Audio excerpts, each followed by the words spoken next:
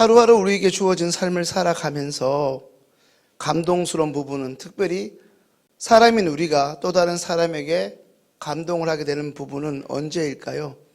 아마도 누구라도 무시하기 쉬운 사람, 누구라도 흔히 그냥 지나쳐 버릴 그런 사람을, 더군다나 사회적 지위가 높은 어떤 사람, 그 유명한 사람, 단순히 그 사람이 누군가로부터 좋은 이미지를 얻기 위해서가 아니라 그 사람의 평소의 인품이 누군가를 잘 섬기고 존중해 주는 것이 드러났다면, 소위 그것이 미담으로 드러났을 경우 감동하지 않을 수 없습니다.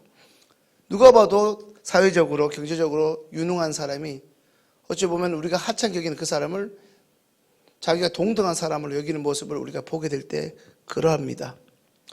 오늘 본문에서 바울이 태어날 때부터 로마 시민이었음을 확인하게 된 로마의 관리 천부장은 순간 두려움에 사로잡히게 됩니다.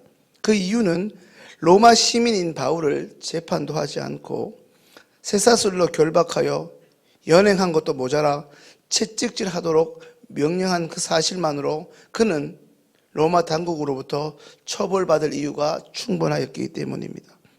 그렇다고 천부장이 지금 논란의 중심에 있는 이 바울을 집으로 돌려보내기도 만만치가 않았습니다. 그 이유는 바울이라는 이 한 사람으로 인해 지금 예루살렘은 한마디로 쑥대밭이 될 만큼, 난리가 날 만큼 그를 주목하는 이들이 많았기 때문입니다. 오늘 신문으로 이야기하면 지금 바울은 대서특필의 주인공입니다.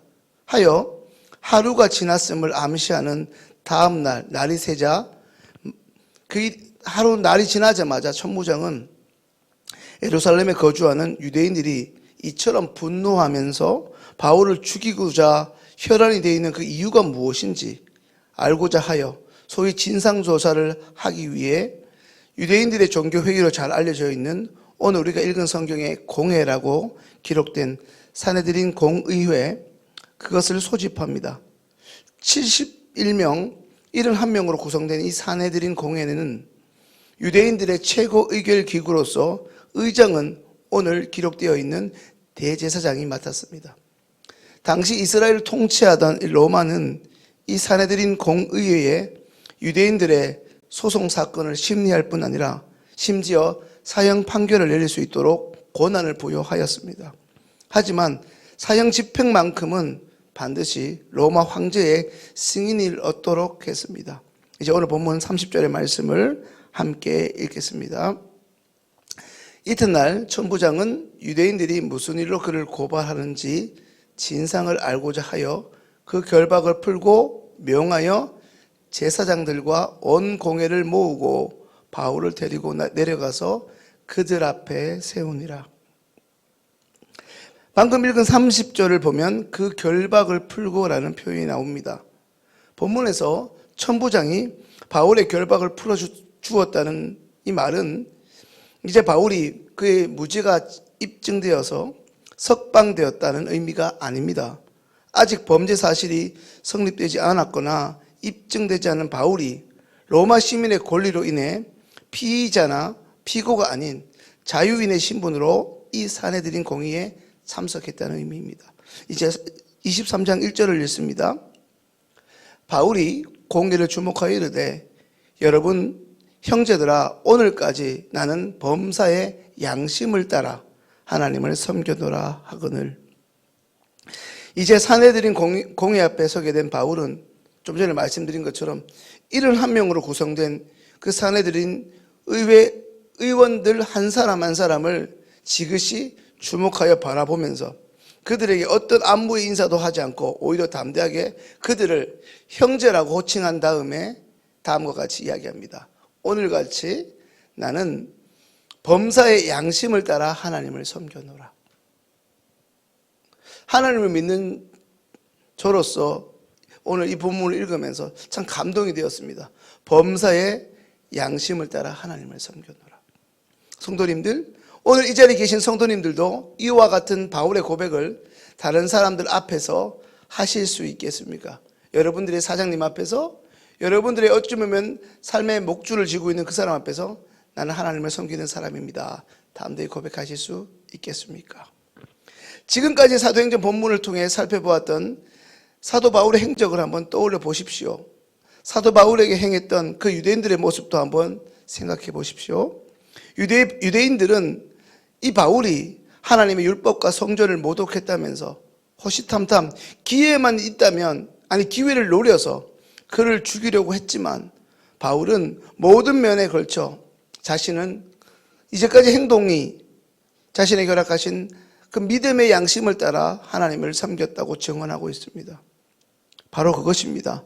그가 평생 가난하였고 박해가 그의 일생이었고, 이런 일종의 그의 인생의 벗으로 그것을 삼고 살아온 것도 지난 시간 몇 차례 살펴본 대로 죽음을 각오하고 이 예루살렘으로 오게 된 것도 모든 믿음의 양심을 따라 하나님의 부르심에 순종하기 위함이 아니었습니까?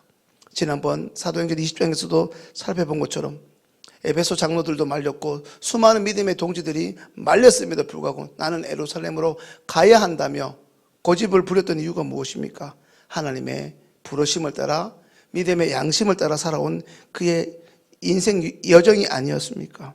그런 바울이 이제 인생의 말년이라고 볼 수 있는 이 시점에서 담담하고 담대하게 자신의 지난 인생을 지금 입으로 이 사례드린 의원 앞에서 서술하고 있는 것입니다. 오늘 본문 1절 말씀을 보면서 예전에 읽었던 철인이라는 신앙서적에서 언급된 한 문장이 떠올랐습니다. 말씀드리면 하루는 그냥 지나가는 것이 아니다. 우리가 살아가는 하루는 그냥 지나가는 것이 아니다. 그것은 하나님 앞에 쌓이는 것이다. 저만 감동되는 거 아니시죠? 한 분이 지금 움직여서 지금 타자를 치고 계신 것 같은데요. 하루는 그냥 지나가는 게 아니라 뭐라고요? 하나님 앞에 차곡차곡 쌓이는 거예요. 우리 젊은 친구들 용어로 얘기하면 뭐죠? 적립되는 거예요. 어플에. 빵 싸면 적립되고. 우리는 현금들 잘 모르시겠지만 우리 청년들은 적립을 하잖아요. 하나님 앞에서 우리의 삶이 적립되는 것이죠. 일종의 마일리지 같은 거죠. 성도님들 정말 그렇습니다. 바울의 고백은 그저 공치사나 좋은 말을 연발하는 것이 아니라 이제까지 그의 삶의 토대가 된 하나님이 보증하시는 그의 삶으로부터 나온 것이었죠.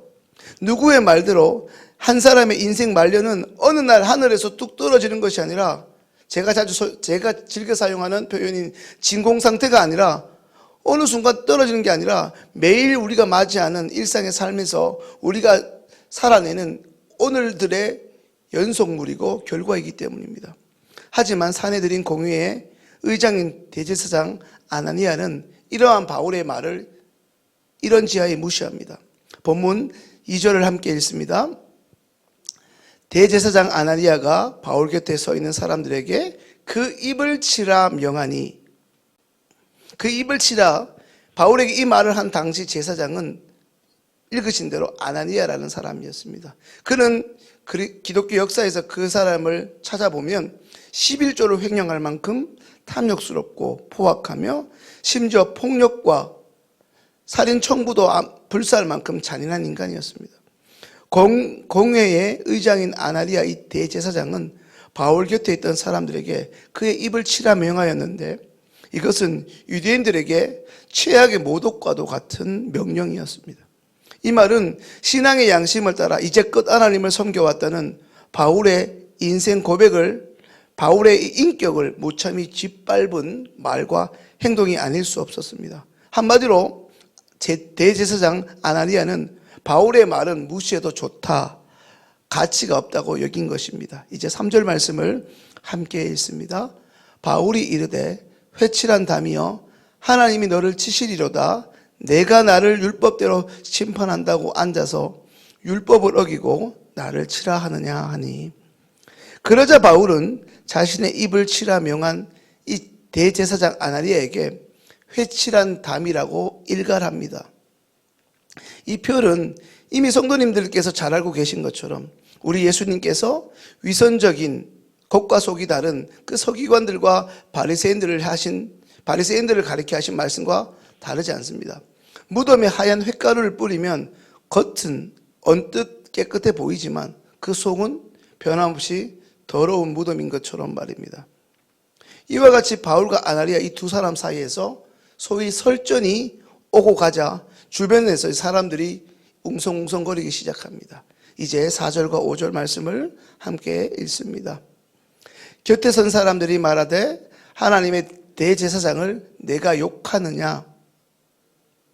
이르되 형제들아 나는 그가 대제사장인 줄 알지 못하였노라. 기록하였으되 너희 백성의 관리를 비방하지 말라 하였느니라 하더라. 바울 당신이 하나님이 세우신 이 대제사장을 욕하느냐? 주변 사람들이 이 말로 수근수근합니다. 그러자 바울이 이내 대답하지요. 나는 그가 대제사장인 줄 알지 못하였도다. 바울의 이 대답이 굉장히 의미심장합니다. 먼저 바울은 아나니아가 대제사장인 줄 몰랐습니다. 그 이유로는 본래 대제사장은 공식 석상에서 그가 착용하는 의복이 있었습니다. 그러니 의복만으로도 그 주변의 사람들은 그 사람이 대제사장임을 단번에 알아볼 수 있었습니다.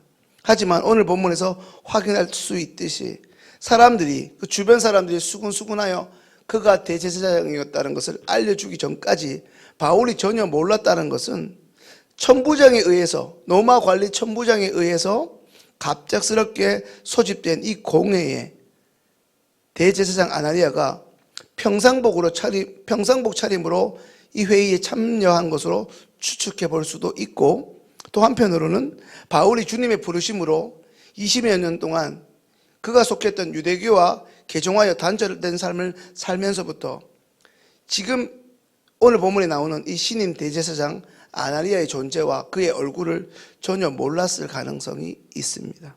한마디로 바울은 의도적으로 그가 대제사장임을 알면서도 이런 말을 한 사람이 아니라는 것입니다.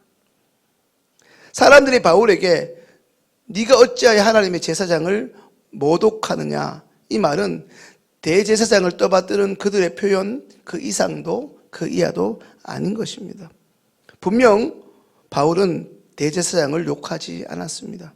오히려 바울의 이 말은 아나니아의 불법 행위에 대한 바울의 정당한 지적이자 비판이며, 그동안 바울의 삶을 통해 우리가 살펴본 것처럼 하나님의 사도다운 경고였습니다.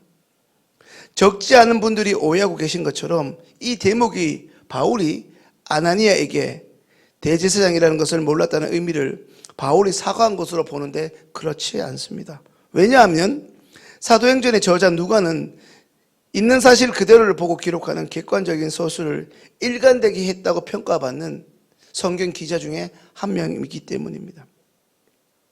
바울이 대제사장에게 정말 사과를 했다면 오해의 소지 없이 사과했다는 그 용어를 사용하여 누가는 기록하였을 것입니다. 오히려 바울은 하나님의 율법을 따르고 있는 사내들인 공의에서 오히려 그 율법을 거스르고 도리어 폭력을 명한 사람이 하나님의 종인 대제사장일 줄은 전혀 몰랐다는, 다시 말해 당신이 정말 하나님의 대제사장이라면 공회석상에서 이와 같은 방법으로 부당하게 한 사람에게 폭력을 명할 수 없다는 것입니다. 그러면서 바울은 재판장을 모독하지 말며 백성의 지도자를 저주하지 말라는 구약의 말씀을 인용합니다. 사랑하는 시흥교회 성도님들, 이 말의 의미가 무엇입니까? 이 말은 바울이 무조건 대제사장에게 복종하겠다는 것이 아니라 율법에 기록된 대로 나 바울이 대제사장을 비방하지 않듯이 대제사장인 당신도 율법에 따라 마치 죄 없는 나를 함부로 죄인처럼 대하지 말라라는 의미입니다. 이것은 1절에서 바울이 사내들인 의회 한 사람 한 사람을 의도적으로 지그시 바라보면서 이야기한 것과 맥을 같이 합니다. 결국 바울은 자신의 목숨을 구걸하기 위해서나 재판에서 좀 더 본인에게 유리하기 위해 71명이나 되는 사내들인 의회 의원들의 눈치를 보거나 그들에게 아부 따위를 하지 않았습니다. 오히려 바울은 자신이 해야 할 말은 정확하게 하고 때와 상황에 맞게 항의할 것이 있다면 항의하고 경고할 것은 경고하면서도 동시에 자신의 입을 치도록 하며 자신의 인격을 많은 이들 앞에서 공개적으로 모독한 대제사장 아나니아를 그럼에도 불구하고 하나님의 제사장으로 인정하면서도 그리스도인으로 품위를 잃지 않고 그의 인격을 지켰습니다. 말씀 소두에 말씀드렸습니다. 누가 봐도 하찮은 사람을 인간적으로 인격적으로 대하는 사람을 보면서 우리는 어떤 감동을 느낍니까? 그 하찮은 사람이 대단하다는 게 아니라 그 하찮은 사람, 누가 봐도 하찮은 사람을 존중히 여기는 그 사람을 보면서 저분은 돈만 많은 사람이 아니라 사회적 지위만 높은 사람이 아니라 그런 지위를 받기에 합당한 인격을 가졌구나, 우리는 감동하게 되는 것입니다. 바울의 모습이 오늘 그랬습니다. 바울은 강한 사람에게 강하고 강한 사람에게는 굽신거리면서 약한 사람에게 함부로 하는 사람이 아니었습니다. 자, 이제 말씀을 정리하죠. 그렇다면 오늘 본문에 나타난 사도 바울처럼 오늘 이 새벽을 깨우는 우리는 우리 주변에서 만나고 있는 사람들을, 아니 하나님이 우리에게 허락하신 그 사람들을 사람으로 여기며 존중하는 그리스도인입니까? 아니면 그저 내 필요와 내 이익에 따라 사람을 대하며 심지어 차별적으로 사람을 대하고 있지는 않습니까? 자신보다 강한 사람에게 한없이 비굴하고 자신보다 약한 사람에게는 무례하고 거칠고 심지어 잔인하게 대하는 사람이 교회 밖에서의 우리의 모습은 아닙니까? 성도님들, 오늘 본문에 나타난 바울의 모습은 자신을 사람이 아닌 소위 짐승처럼 취급한 그 대제사장 아나니아를 자신과 동등한, 자신처럼 소중한 존재로 대했다는 것입니다. 그러므로 오늘 우리는 말씀을 통해 그리스도인이 어떤 사람이어야 하는지를 깨닫게 됩니다. 오늘 본문에서 말씀하는 그리스도인은 어떤 상황과 어떤 장소에 처해진다 할지라도 거기서 만나게 되는, 거기서 접하게 되는 그 무수한 사람들을 자신과 동등한 사람으로, 자신과 동일하게 소중한 사람으로 여길 줄 알며 존중이 대하는 사람입니다. 그가 가진 지위가 어떠하든 말입니다. 그가 내게 아무런 유익을 주지 못하는 사람이라 할지라도 말입니다.